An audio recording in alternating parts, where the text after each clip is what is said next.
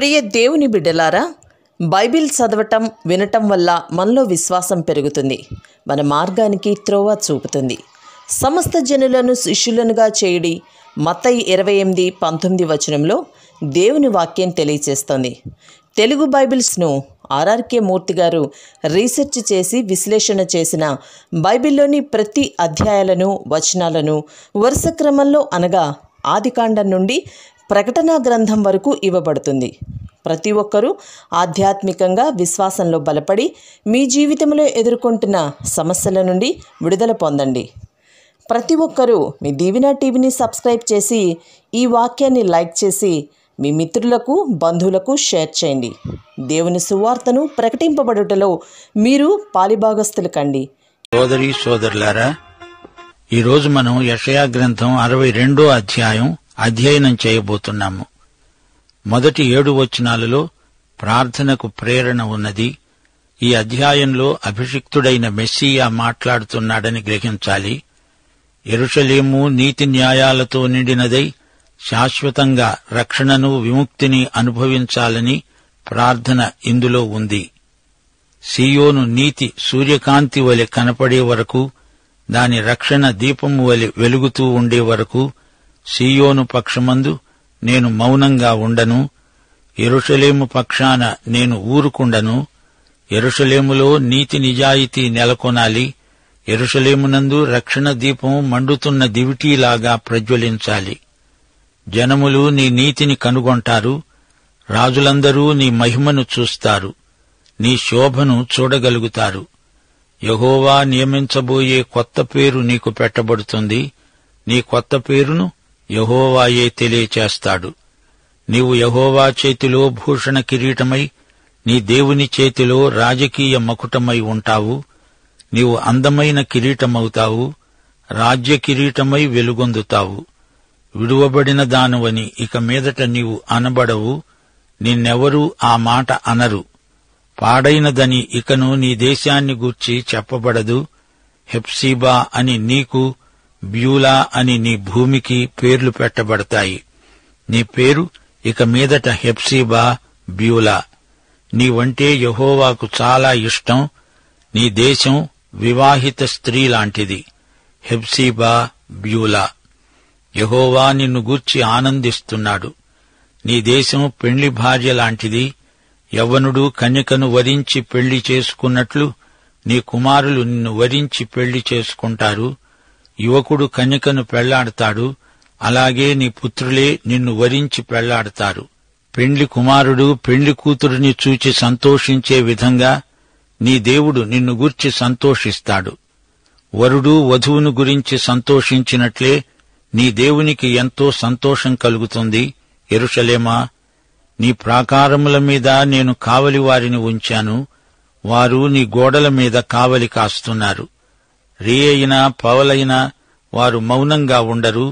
రాత్రనక పగలనక వారు మెలకువగా ఉంటారు, జాగరణ చేస్తారు. 7వ వచనం, యెహోవా జ్ఞాపకకర్తలారా, యెహోవాకు విజ్ఞాపన చేసేవారలారా, విశ్రమించకండి. మీకు విధి విరామము లేదు, ఉండకూడదు. ఆయన యెరూషలేమును స్థాపించే వరకు, లోకమంతటా దానికి ప్రసిద్ధి కలుగచేసే వరకు ఆయనను విశ్రమింపనీయకండి. ఆయన యెరూషలేమును సుస్థిరం చెయ్యాలి. లోకమంతటా దానికి కీర్తి కలగాలి. అంతవరకు ఆయనకు విశ్రాంతి ఉండకుండా చెయ్యండి. తన దక్షిణ హస్తంతోడని బాహుబలముతోడని యెహోవా ఈలాగున ప్రమాణం చేశాడు. నిశ్చయముగా ఇకను నీ ధాన్యమును నీ శత్రువులకు ఆహారముగా నేనియ్యను. నీవు ప్రయాసపడి తీసిన ద్రాక్షరసమును అన్యులు త్రాగరు. దక్షిణ హస్తం అంటే కుడి చెయ్యి. నీ ద్రాక్షరసం విదేశీయులు తాగరు. ఇది నీ కష్టార్జితం. ధాన్యం కూర్చిన వారే దానిని భుజించి యెహోవాకు స్తుతి సమర్పిస్తారు. ద్రాక్షపండ్లు కోసిన వారే నా పరిశుద్ధాలయ మంటపాలలో, ఆవరణములలో ఆ పండ్ల రసం త్రాగుతారు. ఇప్పుడు యెరూషలేము పునరుద్ధరణను గురించిన ప్రవచన వాక్కులు పలకబడుతున్నాయి. 10వ వచనం, గుమ్మముల ద్వారా రండి, రండి, సింహద్వారాల గుండా ప్రవేశించండి, రండి. జనమునకు త్రోవ సిద్ధం చెయ్యండి, రాజమార్గాలను చక్కపరచండి, ఎత్తు చెయ్యండి, రాళ్లను ఏరి పారేయండి, జనములు చూచున్నట్లు ధ్వజాన్ని అనగా పతాకాన్ని ఎగురవేయండి. ఆలకించండి, భూదిగంతాల వరకు, భూమి కొనల వరకు యెహోవా సమాచారము ప్రకటింపచేశాడు, చాటింపు వేయించాడు. ఇదిగో రక్షణ నీ వద్దకు వస్తున్నది. ఇదిగో ఆయన ఇచ్చే బహుమానము ఆయన వద్దనే ఉన్నది. ఇది నీ రక్షణ, విముక్తి. ఆయన ఇచ్చే జీతం ఆయనే తెస్తాడు. సియోను కుమారికి చెప్పండి, ఆయనే ప్రతిఫలం ముట్టచెప్తాడు. పరిశుద్ధ ప్రజలని, యెహోవా విమోచించిన వారని వారికి పేరు పెట్టబడుతుంది. యెరూషలేమా, ఆశింపదగిన దానివని, విసర్జింపబడని పట్టణమని నీకు పేరు కలుగుతుంది. నీవు కోరదగిన దానివి, విడువబడని దానివి అని పేరు తెచ్చుకుంటావు. సోదరీ సోదరులారా, ఈ అధ్యాయంలో మెస్సీయా మనకు కనిపిస్తున్నాడు. మెస్సీయా ఆశయాలు సిద్ధిస్తాయి. ఇశ్రాయేలును గురించి మెస్సీయాకు గొప్ప ఆశాభావమున్నది. 1000 ఏండ్ల పాలనా కాలమందు ఆయన సంకల్పం నెరవేరుతుంది. ఇశ్రాయేలుకు మహోజ్వలమైన భవిష్యత్తు ఉంది. దేవుని రాజ్య నియమాలు పరలోకంలోలాగా అందులోనూ నెరవేరుతాయి. ఈ ఆలోచనలు విశ్వాసుల హృదయాలలో శుభప్రద నిరీక్షణను ప్రకల్పన చేస్తాయి. విశ్వాసులారా, ప్రభువు రాకడ మనకు ఈ లోకము నుండి, మన బాధ్యతల నుండి తప్పించుకుపోవటానికి కాదు, లేదా మన అనుకూలాన్ని బట్టి కొంతకాలం వాయిదా వేయాలనుకునేదేదీ కాదు. అది దేవుని కాలమానం ప్రకారం, దేవుని చిత్త ప్రకారం జరిగే మహాసంఘటన. వెనకటికి ఒక అమ్మాయి 5వ తరగతి విద్యార్థిని పరీక్షలు దగ్గరికి వచ్చినప్పుడు సరిగ్గా చదవక తప్పిపోతానేమో అనే భయంతో ప్రార్థన చేసిందిట. యేసు ప్రభువా, నీవు త్వరగా రా, నన్ను తీసుకుపో అన్నది. వాళ్ల అమ్మ అది విని, చూడమ్మా, అలా అనకూడదు, నీవు పరీక్షలు ఎగగొట్టడానికి యేసు ప్రభువు రావాలంటావా? సరే, ఆ తరువాత కొన్ని సంవత్సరాలకు ఆ అమ్మాయి చదువు పూర్తి అయింది.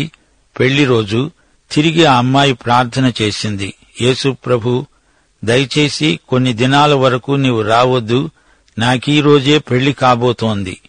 వాళ్లమ్మ ఈ ప్రార్థన విషయంలో కుమార్తెను గద్దించింది. అదేమిటే, మళ్లీ అదే ప్రార్థన చేస్తున్నావా? యేసు రాకడ నీకు అనుకూలంగా ఉండాలనుకుంటున్నావా? అలా కుదరదు. దేవుని చిత్తం ప్రకారమే ఆయన నిర్ణీత కాలంలో వస్తాడు అని అమ్మ నేర్పింది.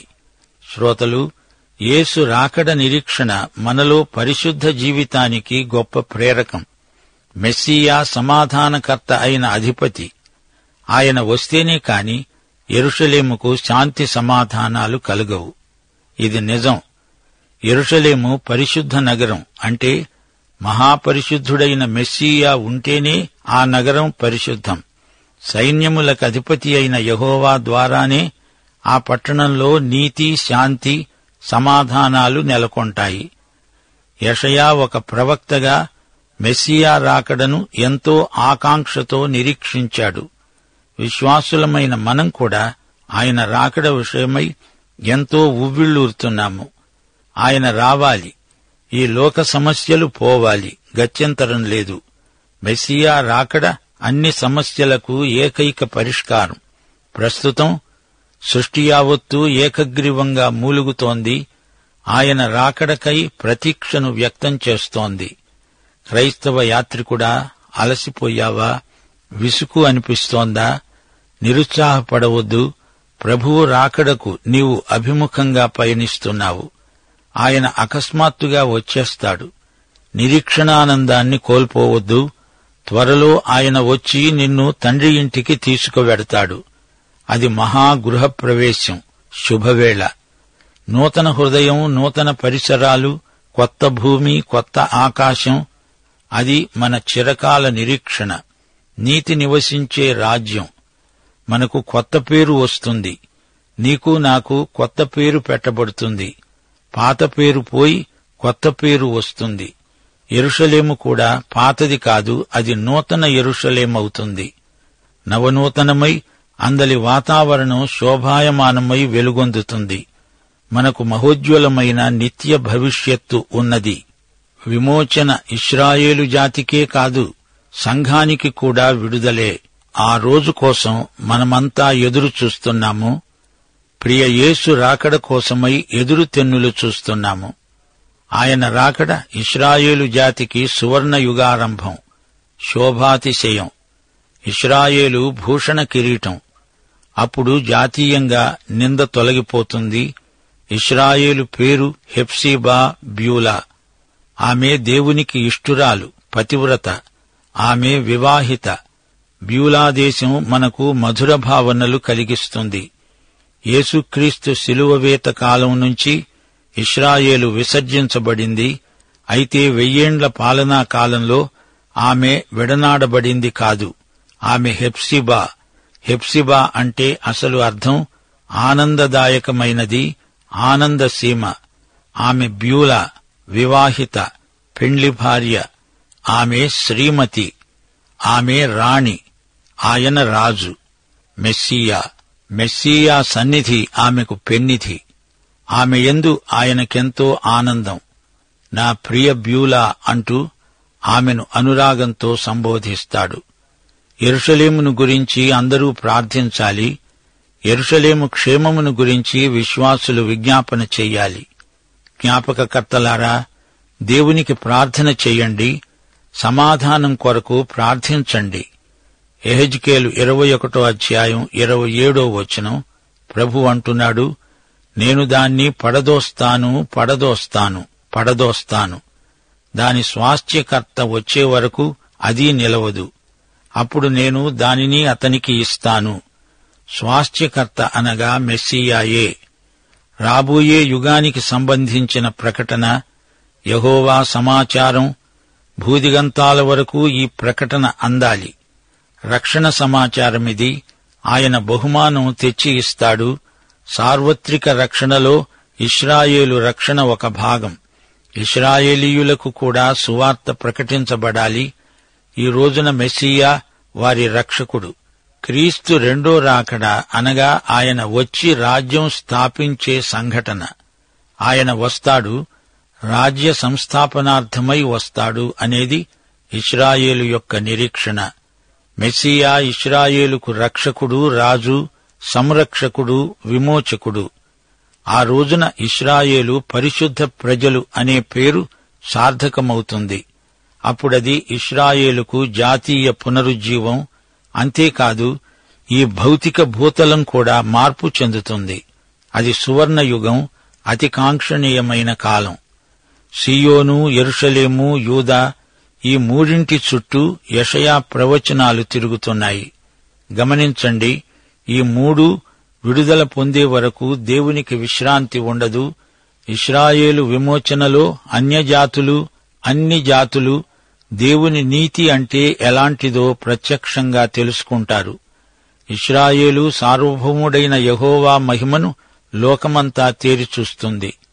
రాజులందరూ ఆయన మహిమను తిలకిస్తారు, పులకించిపోతారు. శ్రోతలు, మీకు జ్ఞాపకముందా? 2 రాజులు 21వ అధ్యాయం 1వ వచనం. మనష్షే తల్లి పేరు హెప్సీబా, అనగా హిజ్కియా భార్య పేరు హెప్సీబా. ఈ పేరు గలవారు మా శ్రోతలలో కొందరుండవచ్చు. మీకు జయజయలు. ఇది మంచి పేరు. యెరూషలేముకు దేవుడు కోరి పెట్టుకున్న సాంకేతిక నామధేయం. హెప్సీబా, బ్యూలా అనే పేరు పాలస్తీనాకు సాంకేతిక నామం. వివాహిత అని ఈ పేరుకు అర్థం. అర్థవంతమైన పేరు. యూదాగాని యెరూషలేముగాని యెహోవా అనురాగానికి, వైవాహిక ప్రేమకు తగినవి.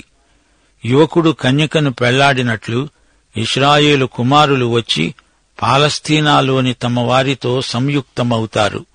పెళ్లి కుమారుడు తన వధువును గురించి ఆనందించే విధంగా దేవుడు తన ప్రజలను బట్టి అంతగా ఆనందిస్తాడు. నిత్యత్వంలో దేవునికి అమితానందం. ఇశ్రాయేలు జాతి నిత్యత్వంలో సమైక్యంగా ఉండిపోతుంది. యెరూషలేము ప్రాకారాల మీద కావలివారున్నారు. వీరెలాంటివారు? మీరు మౌనముగా ఉండరు. దేవుడు యెరూషలేమును స్థాపించే వరకు, స్థిరపరిచే వరకు, లోకమంతటా దానికి ప్రసిద్ధి కలుగచేసే వరకు ఈ కావలివారు దేవునికి విశ్రాంతి లేకుండా చేస్తారు. గుమ్మముల ద్వారా జనం రావటానికి రాజమార్గాన్ని చక్కపరుస్తారు. రాళ్లు ఏరి పారేస్తారు, ధ్వజమెత్తుతారు, పతాకాన్ని వినువీధిలో ఎగురవేస్తారు. రాళ్లు ఏరి పారేస్తారు, కావలివారు ప్రకటిస్తారు, రక్షణ, రక్షణ, తక్షణమే రండి. ఆయన బహుమానాలిస్తాడు, మీ కృషికి ఆయన తగిన జీతమిస్తాడు. ఈ విధంగా సీయోను కుమార్తెను ఉద్దేశించి కావలివారు ప్రకటనలు చేస్తున్నారు. కావలివారు మౌనంగా ఉండరు. వీరు రాత్రింబగళ్లు ప్రకటనలు చేస్తూనే ఉంటారు. వీరెంతో విశ్వసనీయులు. పరిశుద్ధాలయ మంటపాలలో భోజనం చేస్తారు, పండ్ల రసం త్రాగుతారు, దేవునికి స్తుతులు సమర్పిస్తారు. యెషయా 40వ అధ్యాయం 3వ వచనంలో మెస్సియా రావటానికి సిద్ధం చేయబడే మార్గం ప్రస్తావించబడింది. ఆలకించండి, అడవిలో ఒకడు ప్రకటిస్తున్నాడు. ఎట్లనగా, అరణ్యములో యెహోవాకు మార్గం సిద్ధపరచండి, ఎడారిలో మా దేవుని రాజమార్గం సిద్ధపరచండి. అయితే ఇక్కడ 62వ అధ్యాయం 10వ వచనంలో ఆయన ప్రజలకు మార్గం సిద్ధపరచాలని చెప్పబడింది. జనమునకు త్రోవ సిద్ధపరచండి, రాజమార్గాన్ని చక్కపరచండి, రాళ్లు ఏరి పారేసి మార్గం సరాళం చెయ్యండి, ధ్వజమెత్తండి. రాజమార్గం దేవుని చేత గుర్తించబడింది. అష్షూరు నుండి వచ్చే ఆయన ప్రజల శేషానికి రాజమార్గముంటుంది. ఈజిప్టు నుండి అష్షూరుకు రాజమార్గం. యెషయా 35వ అధ్యాయం 8వ వచనంలోని రాజమార్గంలో మనం నడవాలి. అక్కడ దారిగా ఉన్న రాజమార్గం ఏర్పడుతుంది. అది పరిశుద్ధ మార్గమనబడుతుంది. అది అపవిత్రులు పోకూడని మార్గము. అది మార్గమున పొయ్యేవారికి ఏర్పరచబడుతుంది. మూఢులైన దానిలో నడుస్తూ త్రోవను తప్పక ఉంటారు. ప్రియశ్రోతలు, ఈ రోజున మనకు మార్గం యేసే. యేసే మార్గము, సత్యము, జీవము. అనగా యేసే ప్రతి ఒక్కరికి జీవమార్గము, సత్యమార్గము. మరో మాట, ఈ అధ్యాయంలో సీయోనుకు రక్షణ అంటే రక్షకుడైన మెస్సియా. జకర్యా గ్రంథం 9వ అధ్యాయం 9వ వచనం, సీయోను నివాసులారా బహుగా సంతోషించండి, యెరూషలేము నివాసులారా ఉల్లాసంగా ఉండండి. నీ రాజు నీతిపరుడు, రక్షణ గలవాడు, దీనుడునై గాడిదను గాడిద పిల్లను ఎక్కి నీ వద్దకే వస్తున్నాడు. రక్షణ అంటే రక్షకుడే. ఎలిజబెతు భర్త జకర్యా పాటలోని మాట లూకాసు వార్త 1వ అధ్యాయం 69వ వచనం. ఆయన తన సేవకుడైన దావీదు వంశమునందు మన కొరకు రక్షణ శృంగమును, అనగా మన శత్రువుల నుండి, మనలను ద్వేషించే వారందరి చేతి నుండి తప్పించి రక్షణ కలుగచేశాడు. సీయోను నీతి సూర్యకాంతి, సీయోను రక్షణ దీపం. విశ్వాసము వలన నీతిమంతులమవుతాము. రక్షణ మన విశ్వాసము ద్వారా దేవుని కృపచేత ప్రాప్తిస్తుంది. హెప్సీబా, బ్యూలా అనే పేర్లతో దేవుడు తన రక్షిత ప్రజలను పిలుస్తాడు. ఇశ్రాయేలులాగే దేవుని సంఘం హెప్సీబా, బ్యూలా. పవిత్ర కన్య. అపొస్తలుడైన పౌలు 2 కొరింథీ 11వ అధ్యాయం 2వ వచనంలో అన్నాడు, దేవాసక్తితో మీ ఎడల ఆసక్తి కలిగి ఉన్నాను. ఎందుకనగా పవిత్రురాలైన కన్యకనుగా ఒక్కడే పురుషునికి, అనగా క్రీస్తుకు సమర్పించవలెనని మిమ్మును ప్రదానము చేశాను. ఇశ్రాయేలు ఒక జాతిగా దేవుని దృష్టిలో ఒక భూషణ కిరీటం, రాజకీయ మకుటం. రక్షణ భూదిగంతాల వరకు వ్యాపించవలసిన సమాచారం. ప్రియుడైన ప్రభు తన వధువుకు బహుమానం తెస్తాడని ఆమెకెంతో నిరీక్షణ. యెహోవా ప్రజలు పరిశుద్ధులు, వీరు విముక్త ప్రజలు. దేవుడు తన ప్రజలైన ఇశ్రాయేలు పట్ల ఆశాబద్ధుడు. ప్రియ శ్రోతలారా, దేవుడు తన ప్రజలకు కొత్త పేరు పెట్టుకున్నాడు. సంఘ వధువుకు ఆయన కొత్త పేరు పెట్టి పిలుస్తున్నాడు. ఈ అధ్యాయం 1వ వచనంలో యెషయా అత్యాసక్తితో తన ప్రజల కోసమై ప్రార్థించాడు. యెరూషలేము పక్షమందు విజ్ఞాపన చేశాడు. మనము కూడా యేసు ప్రభువు చెప్పినట్లు ప్రార్థిస్తాము. నీ రాజ్యము వచ్చునుగాక, నీ చిత్తము పరలోకమందు నెరవేరునట్లు భూమి మీద నెరవేరునుగాక.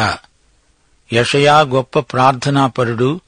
మనం కూడా ఈ రోజున మన జాతిని గురించి విజ్ఞాపన చేయడానికి బద్ధులమై ఉన్నాము. ఈ రోజున విశ్వాసులకు దేవుడు పెట్టిన పేరు 1 పేతురు 2వ అధ్యాయం 5వ వచనంలో చెప్పబడింది. యేసుక్రీస్తు ద్వారా దేవునికి అనుకూలములైన ఆత్మ సంబంధమైన బలులు అర్పించటానికి పరిశుద్ధ యాజకులమై ఉన్నాము. ఈ అధ్యాయం 11వ వచనంలో రక్షణ నీ యొద్దకు వచ్చి ఉన్నది అని యెషయా పలికిన మాట లూకాసు వార్త 19వ అధ్యాయంలో యేసు ప్రభువు జక్కయ్యతో అన్నాడు. నేడు ఈ ఇంటికి రక్షణ వచ్చి ఉన్నది. మత్తయి సువార్త 21వ అధ్యాయం 5వ వచనంలో యెషయా 62వ అధ్యాయం 11వ వచనం ప్రతిధ్వనిస్తోంది. ఇడుగో నీ రాజు సాత్వికుడై గాడిదెను, భారవాహక పశువు పిల్లయైన చిన్న గాడిదెను ఎక్కి నీ యొద్దకు వస్తున్నాడని సియోను కుమారితో చెప్పండి. పాఠం సమాప్తం. మన ప్రభువైన యేసుక్రీస్తు వారి దివ్యకృప, తండ్రి అయిన దేవుని పరమ ప్రేమ, పరిశుద్ధాత్మ యొక్క అన్యోన్య సహవాసము, సమాధానము మనకందరికీ సదాకాలము తోడై ఉండునుగాక. ఆమేన్.